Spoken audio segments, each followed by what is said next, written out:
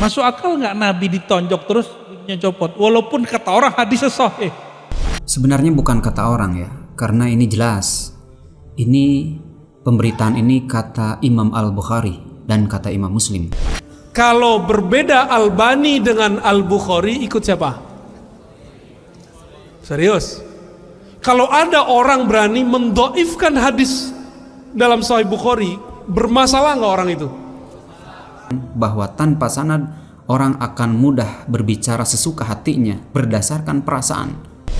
Dan yang terakhir, apabila jalur ini lebih dari 3, di mana jalur-jalur lebih dari 3 ini semuanya bersumber dari rawi-rawi siqah, semuanya menarasikan sama seia sekata dan menyebutkan para sahabat lebih dari 3, namun masih ditolak, masih diragukan, hanya berdasarkan zauk semata, tanpa menganalisa, tanpa melewati dalil akli dan dalil nakli, maka menurut kami pernyataan seperti ini sudah masuk pada kategori biadab.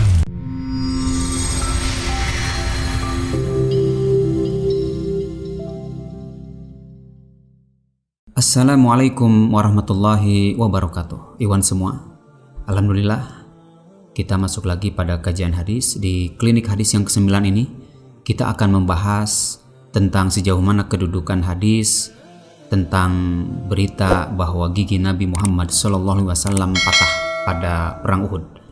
Hal ini berkenaan dengan pertanyaan yang sampai pada tim kami dan sudah dikemas ya, video yang di-share kepada kami tentang pernyataan dari Buya Ar-Razi bahwa beliau katanya dalam video ini tidak meyakini ya, meragukan akan kesahihan hadis yang menyebutkan bahwa gigi Nabi Muhammad SAW pada saat perang Uhud itu patah atau copot. Maka saya meragukan, Mbak, riwayat walaupun ada di kitab yang dianggap sahih, Nabi waktu perang Uhud giginya copot. Saya meragukan itu. Saya meragukan riwayat itu. Mustahil itu. Nah, dalam pernyataan ini beliau benar-benar menegaskan bahwa beliau sangat meragukan ya. Ini Buya Ar-Razi ini benar-benar meragukan, artinya tidak meyakini bahwa hadis ini sahih. Sekalipun kata beliau hadis ini ada di kitab sahih. Yang dimaksud kitab sahih di sini tentu adalah Sahih Al-Bukhari dan Sahih Muslim, karena hadis ini nyatanya sudah diriwayatkan oleh Al-Bukhari dan Imam Muslim. Bagaimana ya kedudukan hadis ini, sejauh mana kekuatannya sehingga beliau meragukan, nanti kita akan jabarkan. Ini secara akidah halus sunnah. Kan hukum akidah itu dalilnya ada 3. Dalil nakli, dalil akli, ada dalil zauq. Ya. Pakai zauq, pakai rasa. Nabi ada orang mau gorok, dia jatuh pedangnya cuma baca Allah. Ya, masuk akal nggak Nabi ditonjok terus giginya copot? Walaupun kata orang hadisnya sahih. Sebenarnya bukan kata orang ya, karena ini jelas. Ini pemberitaan ini kata Imam Al-Bukhari dan kata Imam Muslim, bahwa beliau mendapatkan riwayat ini dari guru-guru beliau yang sanadnya bersambung kepada sahabat-sahabat Rasulullah SAW. Yang nanti kita akan jabarkan ya, siapa saja sahabat yang meriwayatkan tentang peristiwa ini. Laisa kullu sahihin mu'tamadan. Tidak semua hadis yang sahih itu mu'tamad. Kama laisa kullu dhaifin marduda. Sebagaimana tidak semua hadis dhaif itu dibuang.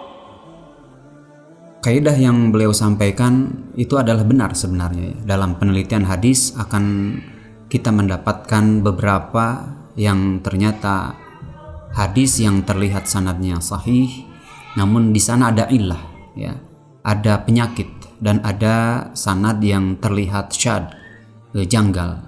Oleh karena itu kaidah ini juga ada di perkataan para ulama-ulama hadis yang menyebutkan laisa kullu hadisin sahihin mu'tamadan, bahwa tidak setiap hadis sahih itu bisa dijadikan hujjah. Namun kita kembali kepada pernyataan beliau bahwa beliau benar-benar tidak meyakini ya, sekalipun itu hadisnya sahih, ada di kitab Sahih Al-Bukhari, Sahih Muslim. Nah, ikhwan semua, tim kami juga mendapatkan video pernyataan beliau yang sebelumnya di kisaran tahun 2021. Justru pernyataan beliau itu sebaliknya.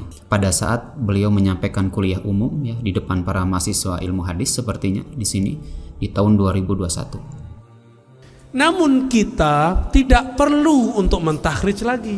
Antum masih kurang yakin dengan takhrij Imam Bukhari? Ini sahih kan nih?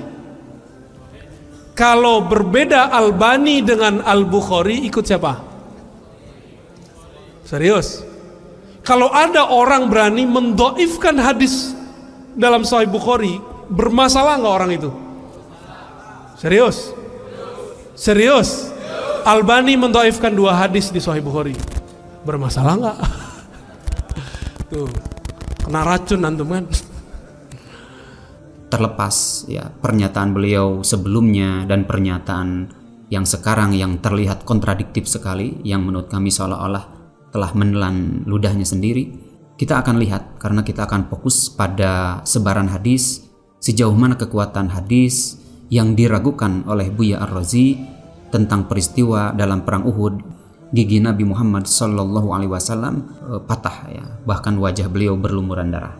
Di sini kami telah mengumpulkan itu mencapai 5 jalur periwayatan peristiwa waktu Rasulullah SAW waktu itu dalam perang Uhud mengalami luka ya, pada wajahnya, kemudian giginya patah dan sebagainya. Dan ini diriwayatkan sampai 5 para sahabat. Jadi bukan hanya 1 sahabat. Untuk sahabat pertama bisa kita lihat narasi hadisnya dari Sahal bin Sa'ad. Ini Sahal bin Sa'ad ini sahabat Rasulullah yang waktu itu menyampaikan peristiwa saat Rasulullah terjadi luka ya dalam perang Uhud. Dan ini hadis ini diriwayatkan oleh Imam Al-Bukhari dalam kitab sahihnya. Jadi apabila kembali kepada pernyataan Buya Ar-Razi bahwa siapa saja ya yang mendhaifkan kitab Sahih Al-Bukhari itu adalah bermasalah, maka pernyataan beliau sungguh sangat bermasalah ya. Nah, di sini ikhwan, Imam Al-Bukhari mendapatkan riwayat dari gurunya Sa'id bin Ufair. Kemudian Sa'id mendapatkan riwayat dari gurunya Ya'qub. Ya'qub dapat dari Abu Hazim. Abu Hazim dari sahabat Rasulullah yang bernama Sahal bin Sa'ad.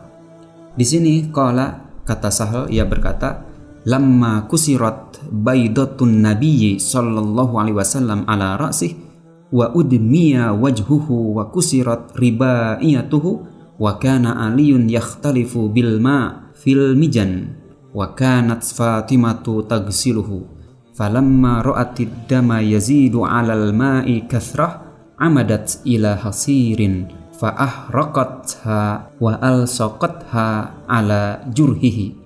Nah, di sini kata Sahal bin Sa'ad, saat Rasulullah SAW topi bajaknya yang di atas kepala beliau itu pecah, ini berarti kena pukulan ya pada waktu itu, dan wajah beliau berlumuran darah serta gigi geraham beliau pecah.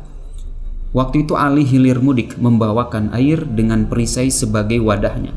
Di sini adalah Fatimah tatkala melihat darah Rasulullah terus mengalir semakin banyak dalam air basuhan beliau.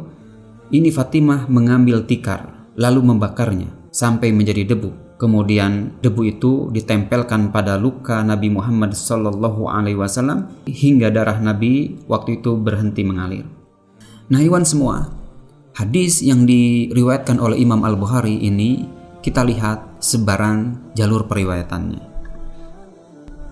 Nah, faktanya ikhwan semua, jadi Imam Al-Bukhari bukan hanya mendapatkan berita ini dari Sa'id bin Ufair, tapi juga mendapatkan dari 3 gurunya. Guru kedua adalah Qutaibah, guru yang ketiga adalah Ibnu Maslamah. Ya, untuk Qutaibah dan Sa'id, kedua-duanya mendapatkan riwayat ini dari Ya'qub. Ya'qub dari Abu Hazim, Abu Hazim dari Sahal. Dan juga Imam Muslim meriwayatkan, Imam Ibnu Majah, Imam At-Tabarani, Imam Abu Ya'la. Semua para imam mukharij ini, apabila kita melihat bagian riwayat ini, semua bersumber bertumpu pada seorang tabi'in yang bernama Abu Hazim. Abu Hazim mendapatkan berita ini dari Sahal bin Sa'ad. Nah, ini berarti apabila hadis ini saja yang dijadikan patokan Buya Ar-Raji sebagai pendhaifan, berarti riwayat Abu Hazim ini diragukan ya oleh beliau bahwa Rasulullah waktu itu giginya patah pada perang Uhud. Namun ini rawi bukan seorang pembohong, ya, bukan rawi yang berhalusinasi menyampaikan riwayat ini, tapi rawi yang benar-benar real fakta di lapangan bahwa beliau mendapatkan berita ini dari Sahal.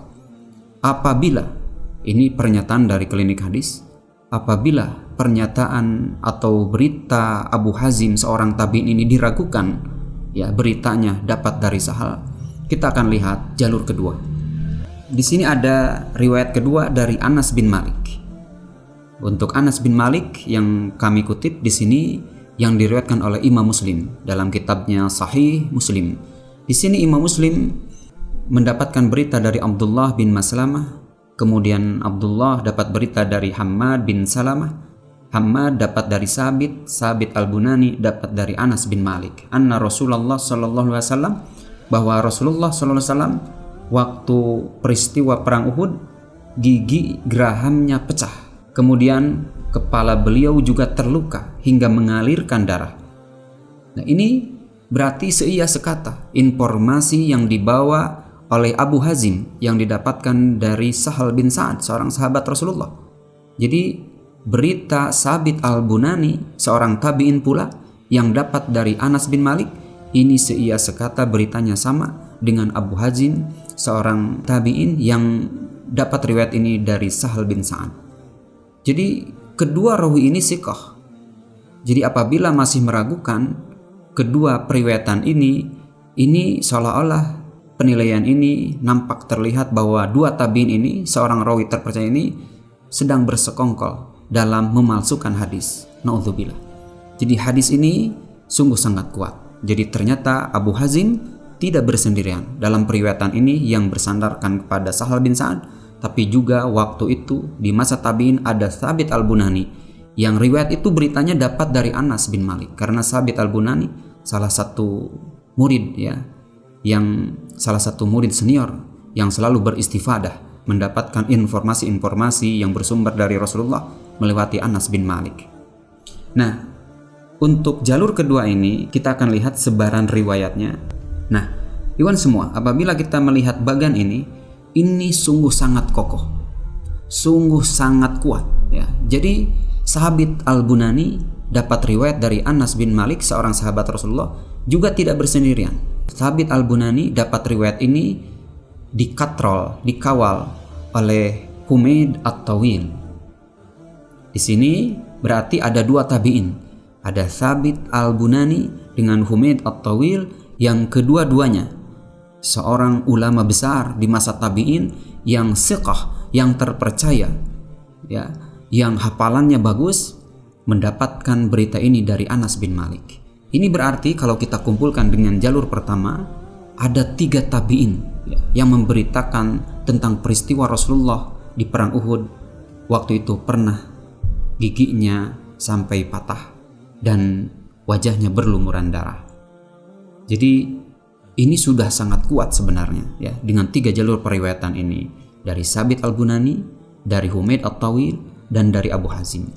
Dan dari Humaid, Sabit ini bersebaran riwayatnya ke bawah, yang diriwayatkan oleh Imam At-Tirmizi, Imam Ahmad, Imam Ibnu Abi Syaibah, Imam Ahmad pula melewati Husain, ada Abu Ya'la, Imam Muslim yang tadi sanadnya, yang tadi matannya kami rilis, kemudian ada Abu Ya'la. Nah, iwan semua yang dirahmati Allah Subhanahu wa taala, ini baru 2 jalur.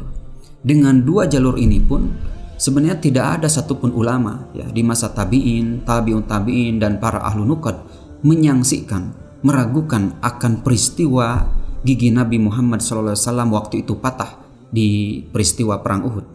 Namun apabila masih meragukan ya, ketiga tabi'in ini, yaitu Abu Hazim, Sabit Al-Bunani, kemudian Humaid At-Tawil, 3 ulama besar yang siqah, yang terpercaya, yang sungguh sangat wara, juhud ya, lebih juhud dari orang-orang sufi di masa sekarang. Kita akan lihat jalur ketiga ya, tentang peristiwa Rasulullah ini di perang Uhud. Di mana jalur ketiga ini ada Umar bin Khattab yang meriwayatkan. Nah, ini untuk jalur Umar bin Khattab, di sini narasinya cukup panjang. Kami singkat ya. Di sini ada pernyataan dari Umar bin Khattab bahwa gigi geraham Nabi waktu itu patah dan penutup kepala ya sebagai pelindung dalam perang waktu itu pun pecah. Jadi ini sungguh saling menguatkan. Berarti di sini seorang tabiinnya adalah Abu Zumail. Ini berarti sudah 4 para tabiin yang meriwayatkan dari 3 sahabat Rasulullah SAW. Apabila meragukan ya, tentang peristiwa ini dengan 4 para tabiin yang superior, yang hafalnya kuat, terpercaya, kewarawannya tidak diragukan, kejuhudannya di atas rata-rata, masih diragukan, maka ini sungguh sangat tertolak ya. Keraguan ini adalah hanya nafsu belaka. Iwan semua, kita akan melihat sebaran riwayat yang bersumber dari jalur Umar bin Khattab ini yang diterima oleh Ibnu Abbas. Nah, di sini Ibnu Abbas menyampaikan riwayat ini kepada Simak kepada Ikrimah, dan Ikrimah tersampaikan kepada 3 murid dan sampai kepada para imam mukharij, ada Imam Ahmad, Imam Muslim, dan Abu Awanah. Jadi ketiga imam mukharij, Imam Ahmad, Imam Muslim, dan Abu Awanah juga menarasikan berita ini tentang perang Uhud yang jalur periwayatannya pada jalur ketiga ini dari Umar bin Khattab. Jadi ini sudah sangat kuat sekali. Kita akan lihat jalur berikutnya di jalur keempat. Nah, di jalur keempat ini langsung penarasiannya dari Ibnu Abbas. Nah, Iwan semua, untuk jalur yang langsung dari Imam Ibnu Abbas ini diriwayatkan oleh Imam Al-Bukhari. Ini sanadnya sangat kuat melalui rawi-rawi yang terpercaya, ahli ibadah, ahli wara, ahli juhud. Di sini Imam Al-Bukhari jalur periwayatan dari Ibnu Abbas ini mendapatkan dari gurunya Makhlad bin Malik sampai ya berujung pada Ibnu Abbas. Di sini narasinya qala istadda ghadabullah. Di sini kata Imam Ibnu Abbas bahwa Allah sangat marah kepada orang yang telah Rasulullah bunuh dengan tangannya di jalan Allah, karena mungkin waktu itu pada perang Uhud orang ini telah menghina Rasulullah, orang ini telah memukul Rasulullah dan sebagainya, sehingga oleh Rasulullah orang ini dalam perang dibunuh dan orang ini dimurkai Allah Subhanahu wa taala. Kemudian narasi berikutnya ishtadda ghadabullah, dan Allah sangat marah terhadap kaum yang menjadikan wajah Rasulullah Shallallahu alaihi wasallam berdarah. Bagaimana sebaran riwayat yang jalur dari Imam Ibnu Abbas ini? Kita akan lihat sebaran riwayatnya. Nah, Iwan semua, di sini jalur Imam Ibnu Abbas didapat riwayatnya oleh Ikrimah dan Ubaid.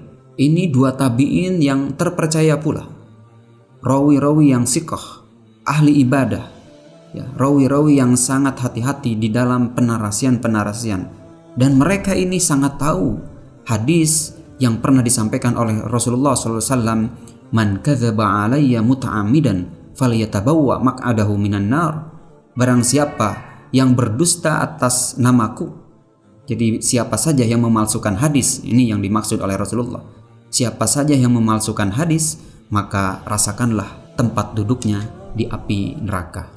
Mereka sangat tahu narasi itu. Oleh karena itu, mereka sangat hati-hati di dalam menyampaikan berita dari para sahabat. Dan ini sudah nampak mereka tidak sedang keliru. Karena tadi sudah 4 tabi'in yang meriwayatkan, kemudian di sini ada tabi'in berikutnya, ada Ubaid dan Ikrimah.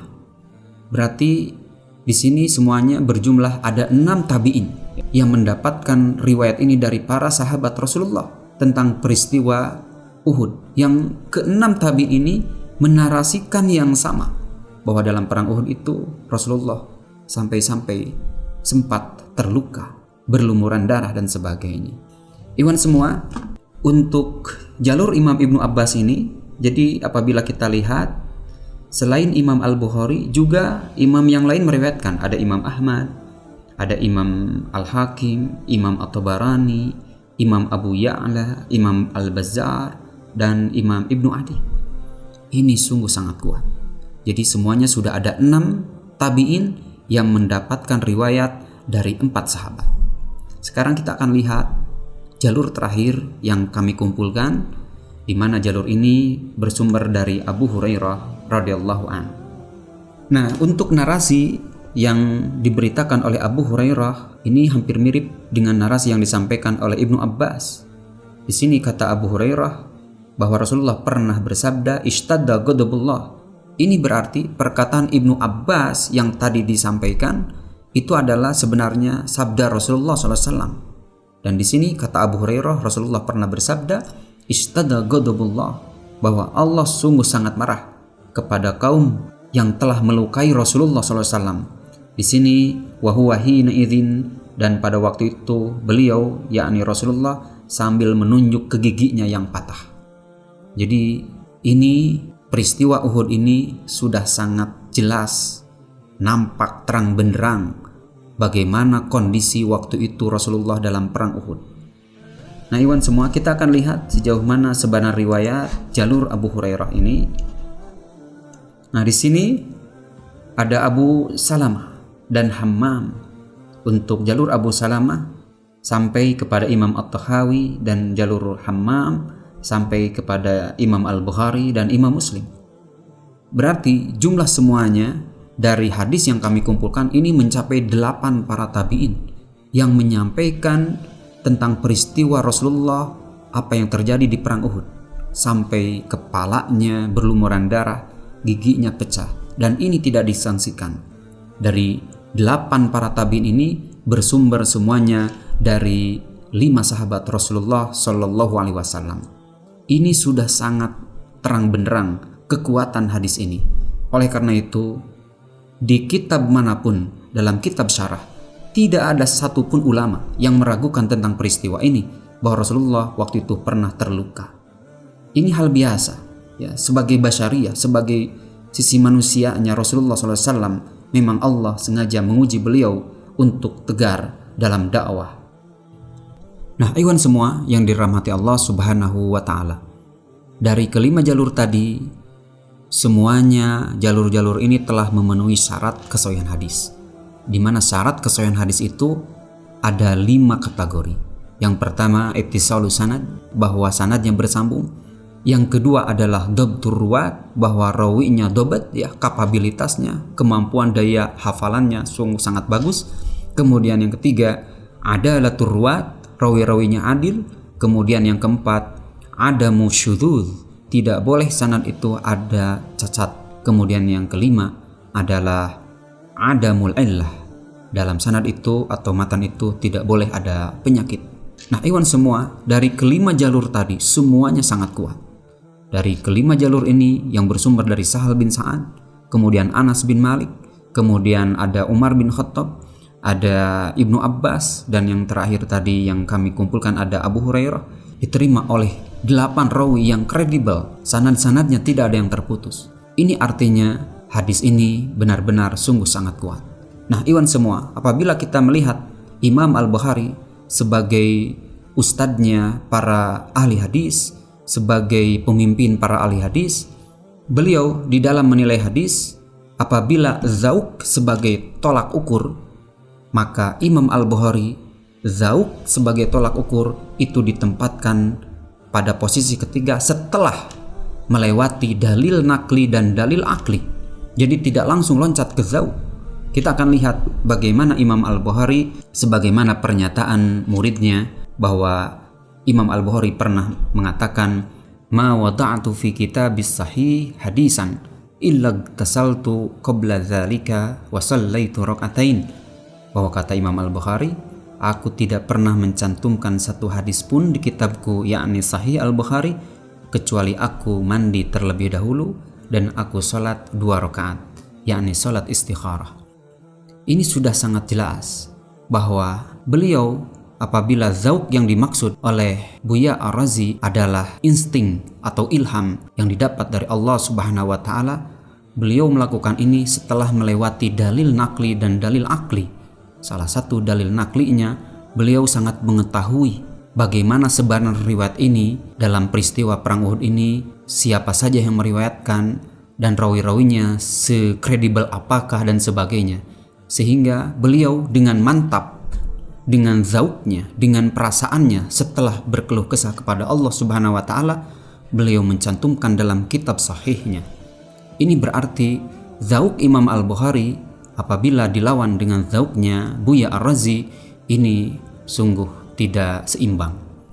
Nah, iwan semua, salah satu landasan as-sunnah bahwa hadis-hadis Nabi ini hanya ada pada isnad, sehingga Imam Sufyan Ats-Tsauri juga pernah mengatakan bahwa senjatanya kaum muslimin adalah isnad, senjatanya kaum muslimin adalah sanad. Malah pernah dikatakan bahwa tanpa sanad orang akan mudah berbicara sesuka hatinya berdasarkan perasaan. Ini sungguh sangat bermasalah, sehingga sanadlah menjadi tumpuan di dalam berhujjah untuk penarasian, untuk penyandaran kepada Rasulullah SAW. Jadi dengan sanad inilah seseorang bisa dipertanggungjawabkan. Nah, iwan semua, kami punya tahapan-tahapan proses ya di dalam penelitian hadis-hadis ini. Tahapan pertama, apabila hadis ini berdasarkan kajian sanad adalah sahih, namun hanya tunggal jalurnya, jadi hanya bertumpu pada seseorang, sekalipun rawi thiqah ini bisa saja ya, kedudukan hadis ini sebagaimana yang dinyatakan oleh Buya Ar-Razi bahwa laisa kullu sahihin mu'tamadan, bahwa tidak setiap hadis sahih itu dijadikan pegangan dalil. Itu adalah betul apabila sanadnya tunggal, karena kemungkinan ada kesalahan, kemungkinan ada kekeliruan apabila dibandingkan dengan qarinah-qarinah yang lain. Jadi apabila ada yang menilai sanad tunggal ini dinilai dhaif, bagi kami di sini itu masih cukup beradab. Kemudian yang kedua, tahapan kedua, apabila ada seseorang menilai hadis ini dhaif dan meragukan hadis ini berasal dari Rasulullah SAW, sedangkan jalurnya ada dua ya, periwayatannya ada dua jalur, yang dimana sanad ini kuat namun masih tidak dipercaya, maka menurut kami ini sudah kurang beradab. Kemudian yang ketiga, ikhwan semua, apabila didapatkan siapapun yang menolak hadis sahih yang dimana jalur-jalurnya sangat kuat dan bertumpu pada 3 jalur, jadi ada 3 jalur periwayatan yang bersumber dari sahabat namun masih ditolak, maka menurut kami ini sudah masuk kategori tidak beradab. Dan yang terakhir, apabila jalur ini lebih dari 3, di mana jalur-jalur lebih dari 3 ini semuanya bersumber dari rawi-rawi thiqah, semuanya menarasikan sama seia sekata dan menyebutkan para sahabat lebih dari 3, namun masih ditolak, masih diragukan, hanya berdasarkan zauk semata, tanpa menganalisa, tanpa melewati dalil akli dan dalil nakli, maka menurut kami pernyataan seperti ini sudah masuk pada kategori biadab. Iwan semua, sebelum kami tutup ya kajian hadis ini di klinik hadis yang ke-9, ada satu video lagi yang disusun oleh tim redaksi kami yang dipinta untuk tanggapannya. Allah karena kecintaan Imam Malik kepada sosok yang dikubur di situ, maka Allah memberikan kemuliaan kepada beliau, mubasyarat, kabar gembira yang masuk ke alam bawah sadar beliau. Apa kata Imam Malik, diriwayatkan oleh Imam Abu Nuaim juga dalam kitab Hilyatul Awliya, ma bittu laylan illa wa ra'aitu an-nabiy sallallahu alaihi wasallam fil manam, ya, illa wa ra'aitu an-nabiy sallallahu alaihi wasallam, tidaklah aku tertidur malam hari melainkan aku memandang ke bawah wajah Nabi sallallahu alaihi wasallam.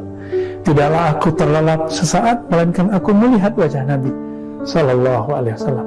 Begitu cintanya kepada Nabi sehingga dalam tidur pun tidak ada dia tidur kecuali dia memandang kepada wajah Nabi sallallahu alaihi wasallam.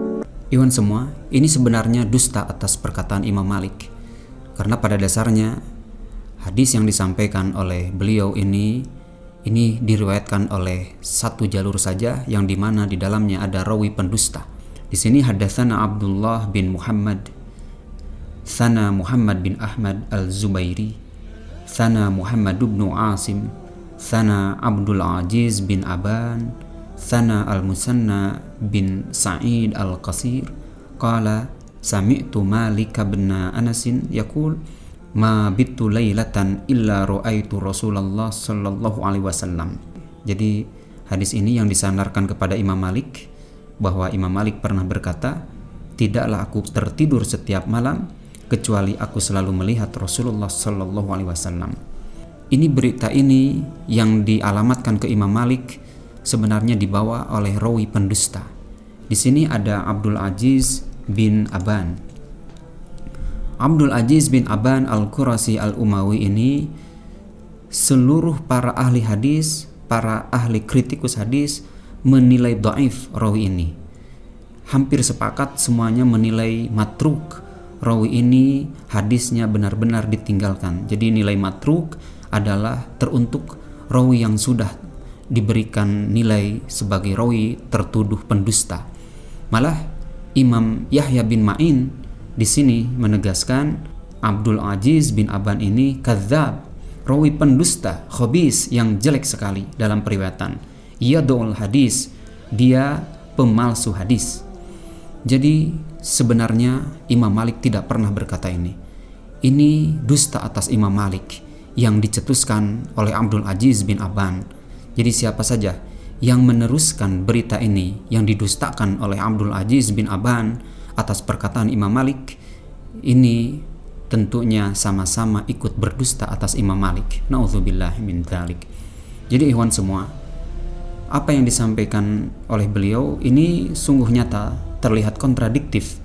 Jadi di satu sisi hadis yang begitu kuatnya yang disampaikan oleh sampai 5 para sahabat, kemudian diterima oleh banyak tabi'in, mencapai 8 tabi'in, tentang peristiwa Rasulullah SAW pada perang Uhud tersebut. Rasulullah pernah atau sempat giginya pecah, patah, sampai wajahnya berlumuran darah. Ini didustakan, ini diragukan. Tapi di satu sisi yang lain, hadis yang begitu lemah tentang mimpinya Imam Malik melihat Rasulullah SAW, padahal hadis ini, athar ini adalah telah didustakan oleh Abdul Aziz bin Aban, ini dijadikan hujah. Jadi ini sangat terlihat kontradiktif sekali.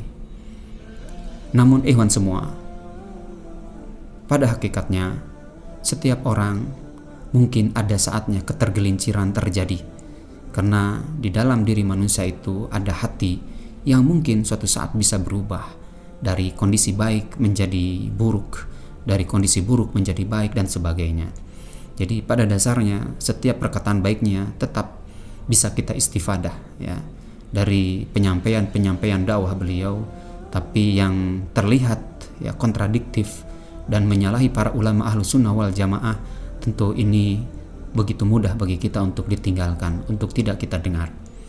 Demikian yang bisa kami sampaikan, kurang lebihnya mohon maaf apabila ada jalur yang tidak kami ulas atau hal-hal yang berkenan tentang penelitian hadis, bisa sampaikan kepada tim redaksi kami. Demikian klinik hadis yang ke-9 ini. Wassalamualaikum warahmatullahi wabarakatuh. Alhamdulillah.